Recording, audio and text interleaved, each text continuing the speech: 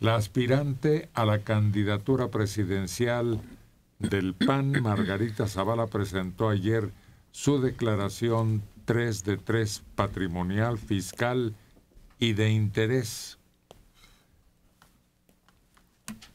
en donde dice que anualmente ella recibe 868,287 pesos. Y ya explica todo lo demás que pide el protocolo de cuentas bancarias, de propiedades, de...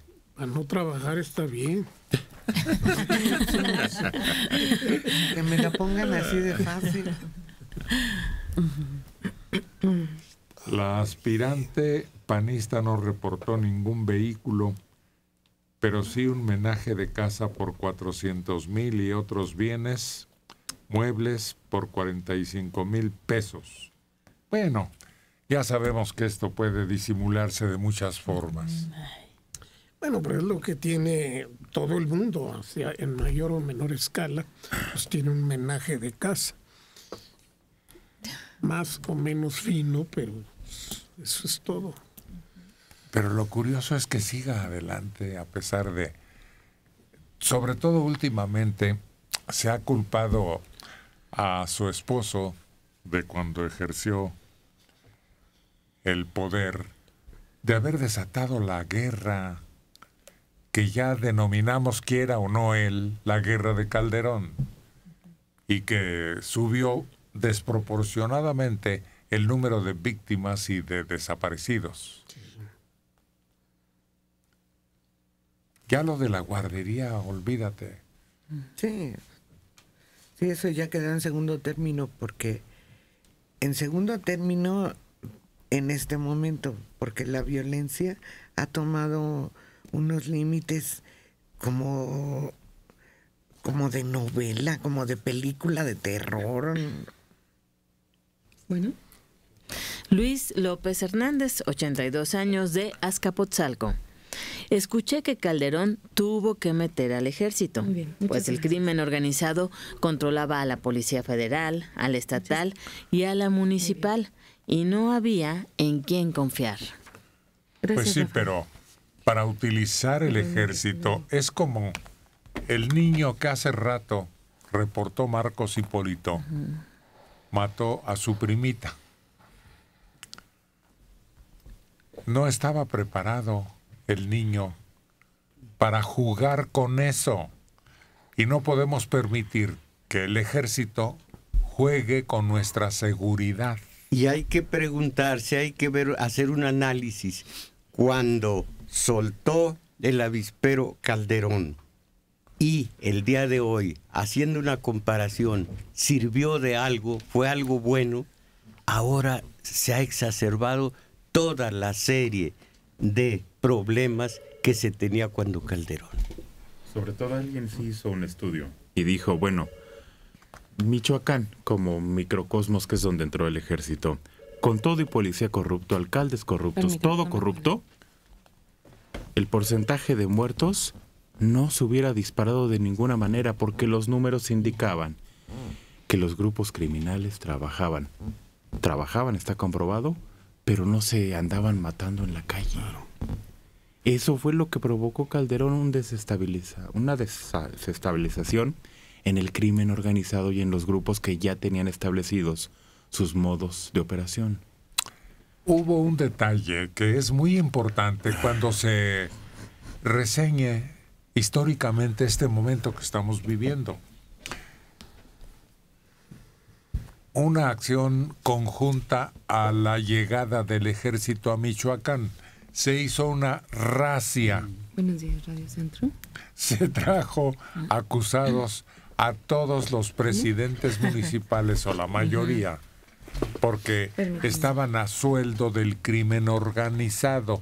¿Y qué pasó? Fueron 30 y tantos, y poco a poco se tuvieron que ir liberando porque no encontraron pruebas, y allí es donde un verdadero estadista hubiera dicho: ya hice las cosas ya no salieron bien, ya la estrategia no funcionó. Y un verdadero estadista cambia.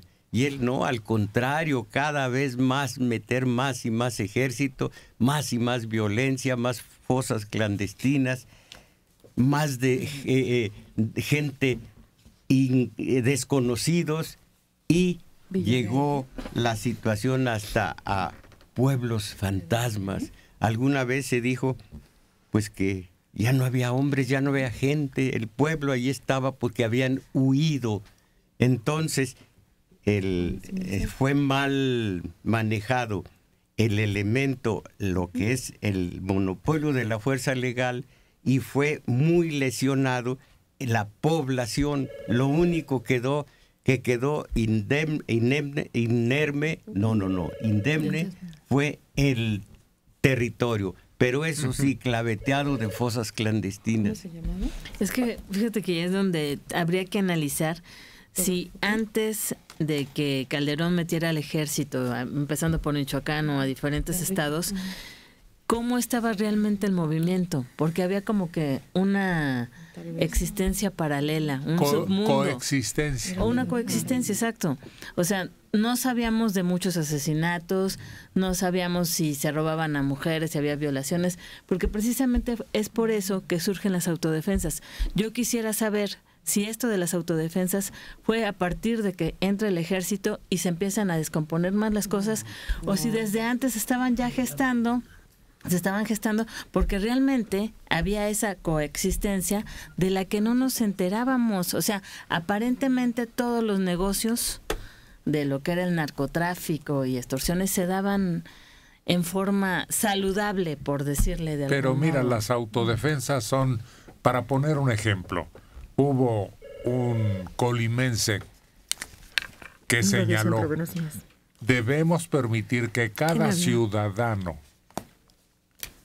que va en su automóvil o tenga su negocio tenga un arma a la mano.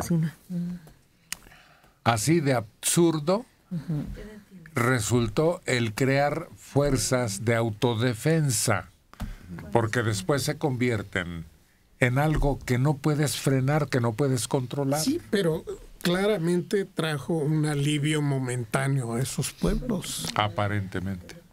Se acabó la criminalidad en esos pueblos. Ya después se reorganiza. Es posible que hubiera vuelto a surgir, pero interviene el gobierno y borra del mapa las autodefensas. Entonces no se puede saber. Es que las autodefensas son el final de la historia y estábamos hablando del principio. Se brincaron todo el intermedio, todo el desarrollo. No, desde que llegó el ejército, ojalá fuera un estadista el hombre que mandó al ejército. Ojalá tuviera un dedo de inteligencia o frente. Pero se paró el ejército en Apatzingán. ¿Contra quién dijeron? ¿A quién le disparamos? ¿Quién es el malo aquí en Apatzingán? Y lo veíamos, el ejército parado haciendo retenes en Apatzingán, pensando quiénes son los malos. Porque el mal estaba, ¿se acuerdan cuando en Vietnam se crearon aquellos túneles? Ah, sí. Fue una estrategia espléndida de los que tenían, se supone, menos poder que los Estados Unidos. Y ahí están los resultados. Pero esto nunca pudieron con ellos. No, esto de las autodefensas, voy a decir algo desmesurado, pero la autodefensa corresponde al Estado a escala nacional. Simplemente debería ser el Estado en todo el país el que tenga el control de la fuerza contra los demás.